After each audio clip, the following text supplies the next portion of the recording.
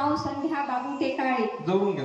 हा. राहणार देगलूर, तालुका देगलूर, जिल्हा नांदेड.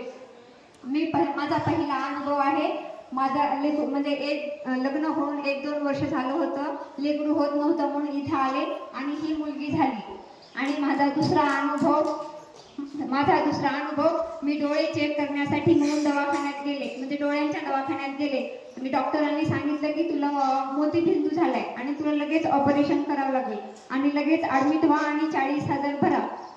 मग मी हो म्हणले आणि घरी आले आणि महाराजांना फोन लावला. महाराज असे डॉक्टर म्हणत आहेत म्हणून. महाराज म्हणले काही होत नाही, तू आशीर्वाद घे सुभाष बापांचा समाधीचं दर्शन घे आणि माझा आशीर्वाद घे आणि मग तुझं लवकर कमी होईल. तरी माझे मिस्टर ऐकले नाहीत म्हणून मी हैदराबादला गेले. हैदराबादचं आई क्लिनिक म्हणून तिथं आहे, तिथे गेले तर तिथल्या डॉक्टरांनी मला म्हणाले की तुला एवढंसं डॉट आहे, तुला ऑपरेशन करायची काही गरज नाही असं त्यांनी म्हणालं. हा माझा दुसरा अनुभव.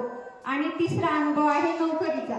मी 10 वर्षापासून नोकरीसाठी फिरत होते आणि महाराजांकडे आले आणि माझे पारायण पूर्ण झाले आणि आजची माझी 5वी वारी आहे. आणि मग मला 15 तारखेला माझी जॉईनिंग झाली, म्हणजे मला नोकरी लागली. आणि आता देगलूर येथे गोळवळकर विद्यालयामध्ये माध्यमिक शिक्षिका म्हणून मी कार्यरत आहे.